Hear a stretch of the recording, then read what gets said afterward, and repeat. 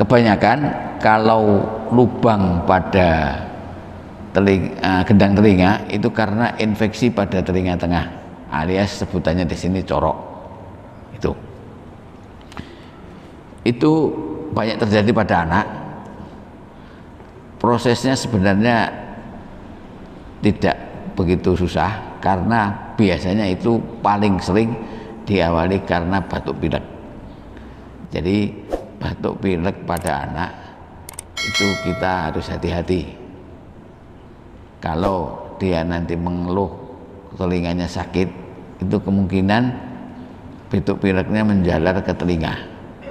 Kenapa kok menjalar? Karena tadi ada saluran dari tenggorokan ke telinga, itu ada salurannya.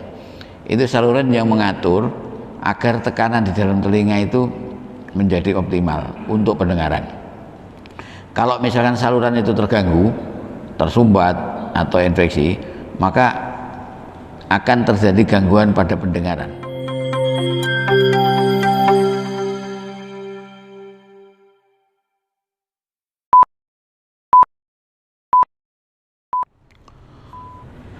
Assalamualaikum warahmatullahi wabarakatuh. Bismillahirrahmanirrahim. Alhamdulillahirabbil alamin. Asyhadu an la ilaha illallah wa asyhadu anna Muhammadar Rasulullah. Allahumma sholli ala Muhammad wa ala Muhammad kama shallaita ala Ibrahim wa ala Ibrahim wa barik ala Muhammad wa ala Muhammad kama barakta ala Ibrahim wa ala Ibrahim fil alamin innaka Hamidum Majid. Jamaah Darussalam yang saya hormati, pada pagi hari ini kita kembali bertemu dalam acara bincang-bincang masalah kesehatan.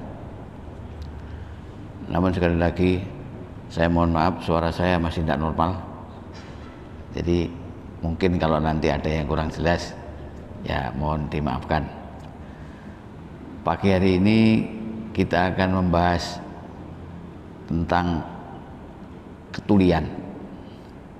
Kalau kemarin-kemarin kita tentang kesehatan jiwa, sekarang kita akan membahas tentang kesehatan badan, yaitu masalah ketulian. Ketulian itu secara umum bisa diklasifikasikan ada tuli total dan ada tuli sebagian. Yang banyak kita temukan itu tuli yang sebagian. Kalau tuli total itu tidak banyak, tapi tuli sebagian yang banyak.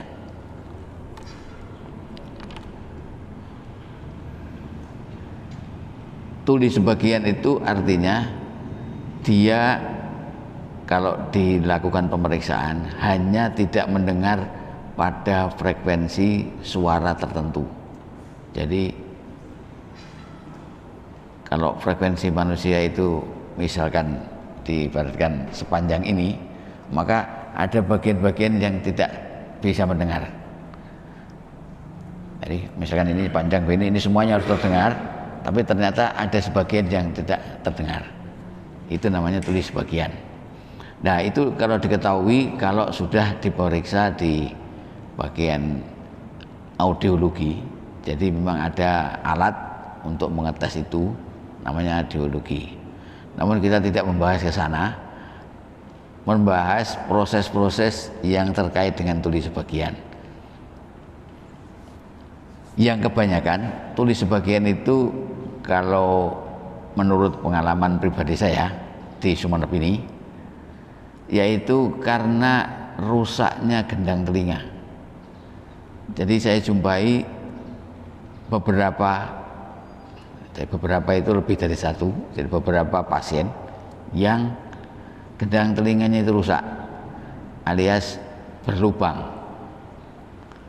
Ada lubangnya sebagian, ada lubangnya total. Jadi gendang telinga itu ada yang hilang total, tapi ada yang lubang hanya sebagian. Nah kalau kita runut, mengapa gendang telinga kok rusak, mengapa kok berlubang?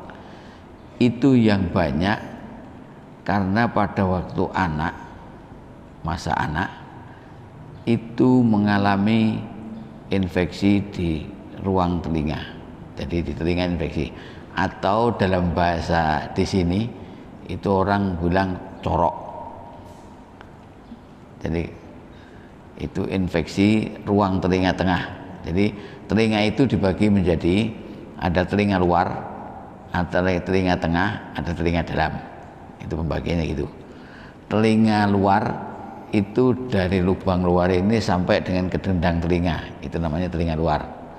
Gendang telinga belakangnya itu sedikit dengan ada ruangan di situ, ada tulang-tulang pendengaran, itu namanya ruang telinga tengah. Sampai dengan ada saluran dari telinga menuju ke tenggorokan, ada itu. Jadi telinga itu ada saluran yang menghubungkan antara telinga dengan tenggorokan. Itu ada, itu termasuk ruang telinga tengah. Kemudian di belakangnya itu yang berisi saraf-saraf, itu namanya ruang telinga dalam. Nah, kebanyakan kalau lubang pada gendang telinga itu karena infeksi pada telinga tengah, alias sebutannya di sini corok.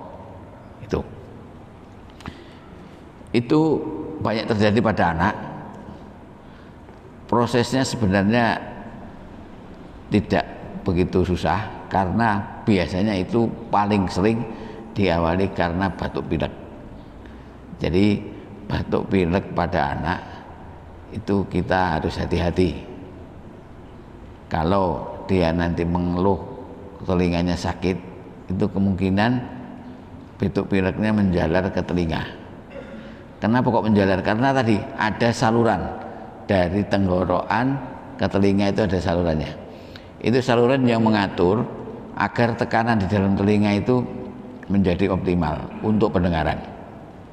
Kalau misalkan saluran itu terganggu, tersumbat atau infeksi, maka akan terjadi gangguan pada pendengaran. Contohnya saja misalkan yang paling mudah yang terganggu karena bukan infeksi ya. Kalau kita datang dari tempat tinggi di gunung, turun, tahu-tahu kita tidak dengar. Kok tidak dengar ya? Nanti kalau kita menelan ludah, kemudian baru mendengar jelas. Itu sebenarnya karena penyesuaian tekanan karena itu saluran tadi, saluran dari telinga ke tenggorok itu. Nah, kalau anak batuk pilek kita perlu hati-hati karena itu bisa menjalar ke telinga. Walaupun itu kasusnya sedikit, tapi yang sedikit itu kalau kita tidak perhatikan, maka anak-anak kita bisa-bisa nanti corok, alias kena infeksi di ruang telinga tengah tadi. Kalau corok itu biasanya berakhir dengan lubang di gendang telinga itu, karena kalau kita infeksi di daerah telinga tengah itu, maka dia seringkali bernanah atau mengeluarkan cairan yang banyak. Cairan yang banyak itulah berusaha keluar. Keluarnya dari mana? Ya tidak bisa keluar kecuali membuat lubang di telinga, di gendang telinga tadi. Maka otomatis cairan itu akan keluar lewat telinga luar ini. Kemudian keluarlah cairan yang sering itu ada yang bening, ada yang bening tidak berbau, bening berbau, ada yang sampai bernanah dan berbau. Kalau bernanah berbau itulah yang jelas sekali itu akan merusak gendang telinga itu. Nah, gendang telinga yang demikian itulah nanti yang akan menurunkan kemampuan kita untuk mendengar. Kadang-kadang loh itu dipanggil masih dengan iya, makanya itu namanya tuli sebagian. Jadi tidak tuli semuanya. Jadi misalkan tadi frekuensi yang bisa kita dengarkan dari sini ke sini hanya sebagian di sini atau sebagian di sana yang tidak bisa didengar. Kalau dites dengan alat audiologi itu akan kelihatan oh di frekuensi sekian yang tidak mendengar. Dan itu kalau misalkan yang namanya corok itu tidak dikelola dengan baik, tidak diobati dengan baik, maka dia bisa merembet ke tempat lain. Artinya bisa di telinga dalam atau di ruang-ruangan yang terkait dengan telinga. itu kalau masuk ke sana maka menjadi kronis. Kalau jadi kronis itu biasanya mengatasinya bisa sampai harus dioperasi. Oleh karena itu kita perlu perhatikan pada anak-anak kita, karena tadi kalau anak-anak itu sampai terjadi corok, kemudian gendang telinganya lubang, maka dia selamanya akan mengalami tuli sebagian. Loh, apakah bisa diperbaiki? Konon bisa diperbaiki, bahwa operasi gendang telinga, tapi tidak tahu diambilkan gendangnya siapa nanti itu. Karena gendang telinga itu begitu tipis dan kecil tempatnya, di telinganya juga kecil. Itu namanya kalau operasi miringoplasti namanya. Jadi dibuat gendang telinga baru. Tentu saja kalau dibuatkan baru itu pasti tidak sama dengan yang aslinya. Jadi kemampuan mendengar juga tidak sama dengan aslinya. Nah, oleh karena itu kalau misalkan sudah terjadi infeksi alias corok itu bagaimana? Maka itu harus diobati dengan baik. Satu, jadi orang anak-anak yang corok itu harus diobati sampai kering, artinya tidak terjadi keluarnya cairan lagi. Kemudian kalau sudah kering tidak ada cairan, maka anak-anak yang demikian itu kalau mandi telinganya harus ditutup dengan kapas biar tidak terjadi air masuk ke dalam, apalagi anaknya senang renang. Nah, itu harus dipasang penutup itu telinganya itu, karena kalau tidak dipasang penutup nanti air masuk. Kalau air masuk nanti mudah terjadi infeksi baru lagi, keluar cairan lagi, sakit lagi, dan menurunnya kemampuan mendengar lagi. Nah, ini termasuk hal yang kecil, tapi ini termasuk kualitas generasi. Jadi generasi kita harus kita perbaiki, artinya kita sudah di dalam Saltunas bahwa sebentar, tunggu dulu, sabar dulu Pak. Jadi kita harus memelihara itu agar kita tidak meninggalkan generasi yang lemah. Salah satu faktor generasi lemah yaitu faktor pendengarannya, kualitas pendengarannya tidak baik. Ya, kalau sebentar, tunggu dulu. Jadi mohon maaf sebentar ya, jadi karena katanya nanti sebentar. Jadi kalau kita tidak memperhatikan hal demikian, maka kita termasuk yang akan meninggalkan generasi yang lemah. Ya, lemah tidak secara total, tapi lemah dari sisi pendengaran. Kalau lemah dari sisi pendengaran, misalkan dia mau ikut tes tentara, kadang-kadang tidak bisa masuk. Kalau tes apalagi tidak bisa masuk, karena apa? Pendengarannya berkurang. Jadi kesehatannya tidak seluruhnya memenuhi syarat. Oleh karena itu, salah satu ini nanti mungkin kita akan berseri ya, namanya pendengaran ini. Salah satunya yang paling banyak yaitu corok tadi pada anak, itu kita mesti memperhatikan dengan benar. Terutama penyebabnya adalah sepele, batuk pilek. Jadi batuk pilek pada anak jangan dianggap remeh, karena seringkali menyebabkan yang namanya ini gangguan di telinganya. Itu seringkali pada anak. Kadang-kadang orang dengan enaknya ini anak saya sakit telinga setelah batuk pilek, keluar cairan, itu seolah-olah tidak ada beban. Karena apa? Karena belum mengerti bahwasanya itu akan meninggalkan bekas yang dalam arti kualitas pendengaran yang seterusnya akan berkurang. Nah, itu diantaranya yang sekarang mungkin biar tidak banyak, kalau banyak-banyak nanti lupa ini salah satu. Ayo kita bikin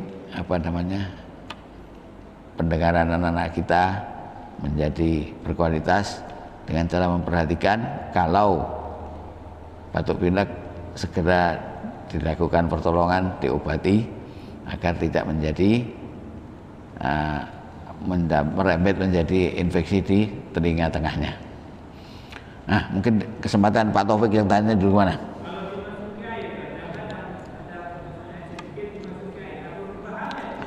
Begini, jadi telinga dimasuki air kalau selama gendang telinganya tidak lubang tidak apa-apa karena masih ada gendang telinga. Jadi air tidak akan masuk ke dalam ruang telinga tengah, itu hanya masuk di telinga luar. Tidak apa-apa. Tapi kalau gendang telinganya sudah berlubang, itu yang tidak baik. Makanya itu tadi, kalau gendang telinganya berlubang, anak-anak kalau mau mandi maupun mau renang, itu lubang telinganya harus ditutup dengan kapas, rapat-rapat. Maksudnya agar air tidak masuk ke dalam. Maksudnya itu. Karena kalau masuk ke dalam itu nanti bisa merembet apa yang tadinya sudah baik menjadi tidak baik lagi. Itu. Mas Nami apa? Kalau gatal. Gatal di ruang telinga itu kebanyakan itu karena bisa di daun telinganya atau bisa di dalam. Kalau di dalam itu kalau dia tidak ada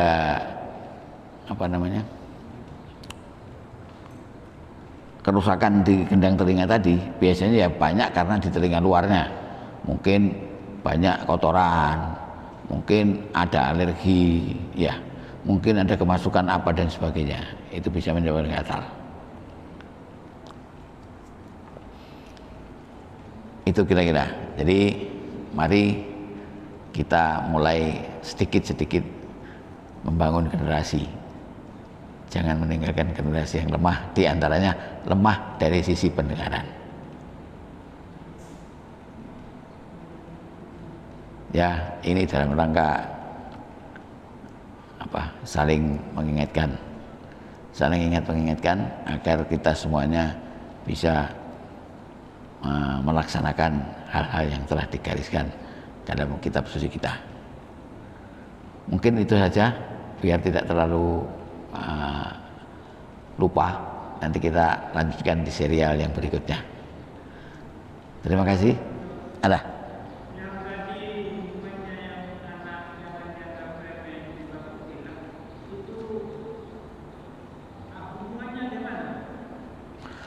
Begini. Jadi batuk pilek kemudian corok ya. Jadi pada anak itu saluran dari telinga ke tenggorokan itu letaknya relatif datar. Kalau orang dewasa agak tegak karena perkembangan ya. Dari anak kan jadi perkembangan maka ini tegak. Kalau ini agak datar. Nah, kalau kita batuk pilek itu ada infeksi mesti ada sesuatu gangguan di tenggorokan, di hidung ya. Nah, ini kalau orang tertentu itu bisa merembet melalui saluran ini masuk ke telinga tengah.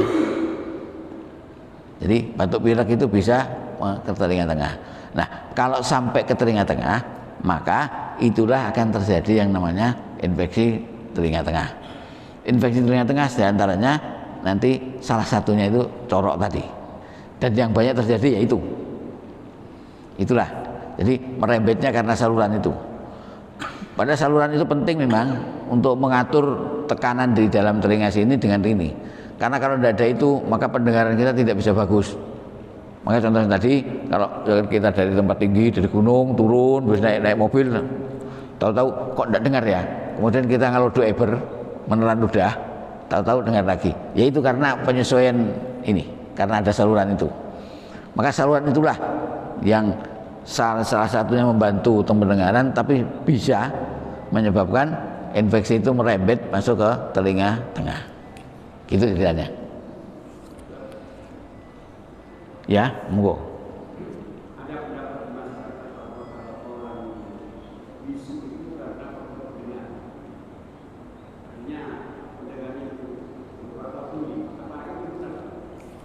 Oke, orang bisu dengan tuli, ya.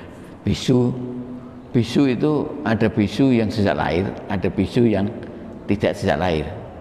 Jadi bisu karena trauma bisa, tapi bisu yang sejak lahir itu biasanya memang gangguan di telinga sejak lahir juga. Jadi dia tidak bisa mendengar tuli sejak lahir, sehingga dia tidak bisa mendengarkan contoh-contoh orang ngomong. Si A ngomong gini dia tidak dengar dia, maka dia tidak bisa ngomong karena itu. Jadi kalau tuli sejak lahir dia tidak otomatis tidak mendengarkan. Kalau kita ngomong dia tidak bisa mendengarkan, dia tidak bisa nirukan karena tidak dengar. Itulah kalau bisu yang sejak lahir, maka biasanya itu disertai dengan tuli sejak lahir. Pada dasarnya kita itu kan mencontoh. Makanya kalau anak-anak kita saja diajari ngomong, kalau diajari ngomong dia tidak respon, kok diem aja, tidak ada. Nah, apa kemungkinan ini tuli? Bisa ya itu dia bisa dites di alat-alat yang canggih. Oh ternyata ini tuli. Dites di dokter THT atau di dokter saraf biasanya itu, gitu. Tangga saya itu ada itu karena faktor kecelakaan masih remaja itu, jadi dua-duanya itu saudara itu karena kecelakaan terus mungkin bidang telinganya bermasalah, terus jadi ngomongnya dia kayak ya, makanya itu tadi ada tuli yang karena kecelakaan apa ya, sejabat setelah dia besar. Nah, itu kecelakaan. Kalau kecelakaan itu bisa macam-macam. Jadi pendengaran itu di otak itu, jadi otak itu ada petanya. Ini wilayah pendengaran, ini wilayah penglihatan, ini wilayah bicara, ini wilayah macam-macam ya. Nah, kalau misalkan dia kecelakaan kemudian terjadi gangguan di otak pada daerah pendengaran, dia akan menjadi tidak bisa mendengar. Kalau dia tidak bisa mendengar, kadang-kadang disertai dengan ngomongnya juga sudah hilang. Tapi ada yang daerah bicara sehingga dia tidak bisa ngomong.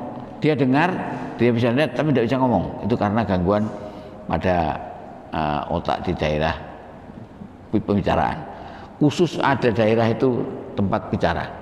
Jadi kalau saya seperti saya ini, saya ngomongnya ini agak terganggu, ini memang ada gangguan di mana itu. Ada gangguan seperti itu. Jadi sekali lagi ada yang bisu setelah didapat atau bisu sejak lahir.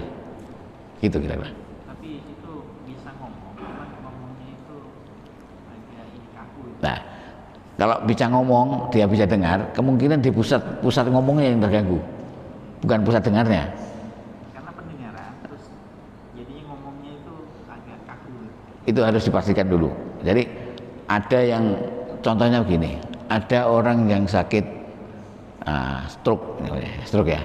Stroke itu ada yang dia blast hilang, tidak bisa bicara, tapi dia bisa melihat, bisa mendengar. Jadi kalau bicara pakai tulisan, kalau dia nulis. Kalau dia ngomong begini, tidak bisa ngomong dia. Jadi ada yang karena gangguan pusat pembicaraan, pusat bicara, ada pusat dengaran juga terganggu, pusat dua-duanya bisa. Ada saluran dan banyak. Jadi di namanya otak kita itu begitu canggih alatnya. Jadi ada tempat yang mengatur ini, itu semua ada semua. Beserta salurannya. Kalau salurannya terganggu, itu juga akan terganggu. Jadi bisa pusatnya, bisa salurannya, bisa alatnya ya, dan sebagainya. Jadi itulah yang terjadi. Tapi kita fokus pada hari ini adalah agar kita anak-anak kita biar tidak kualitasnya tidak menurun gara-gara pendengarannya tidak bagus. Mari kita perhatikan kalau ada anak-anak yang sakit batuk pilek dan sebagainya, kita perhatikan. Minimal kalau dia mengeluh telinganya sakit, itu segera harus karena batuk pilek dengan ini tenggorokan dengan telinga itu ada hubungan langsung yang bisa menyebabkan penyakit saling berkaitan. Mungkin demikian. Oh, masih ada lagi, Marok? Kalau misalnya kita itu berada di PNM atau naik bis atau pesawat, itu kadang-kadang suara itu hilang. Suara mesin itu hilang. Kenapa? Suara itu. Ya, itulah tadi contohnya. Kalau kayak nana itu, maka itu ada gangguan antara apa? Tekanan di telinga tengah kita. Nah, itu caranya kalau sudah begitu, kalau kita tidak ada gangguan apa-apa ya, cuma gangguan karena itu, maka kita kalau menelan ludah, kalau ludah eber, nanti kembali lagi. Itu karena tekanan di dalam telinga tengah itu terganggu karena proses ini, saluran yang menghubungkan ini biasanya dia apa menyempit, atau dia karena ada sesuatu dia menyebabkan tekanannya tinggi, maka dia berusaha menutup biar tidak terjadi rusak. Jadi saluran itu fungsinya di samping mengatur tekanan itu juga bisa melindungi agar telinga kita tidak rusak. Maka kadang-kadang itu mungkin deru suara mesin itu terganggu, maka dia menutup. Kalau menutup, pendengaran kita akan terganggu. Nanti kalau kita menelan ludah, maka terbuka lagi, bisa terdengar lagi. Itu kira-kira. Oke, cukup. Terima kasih atas segala perhatian dan mohon maaf apabila kurang. Yang sedikit ini moga-moga bermanfaat. Assalamualaikum warahmatullahi wabarakatuh.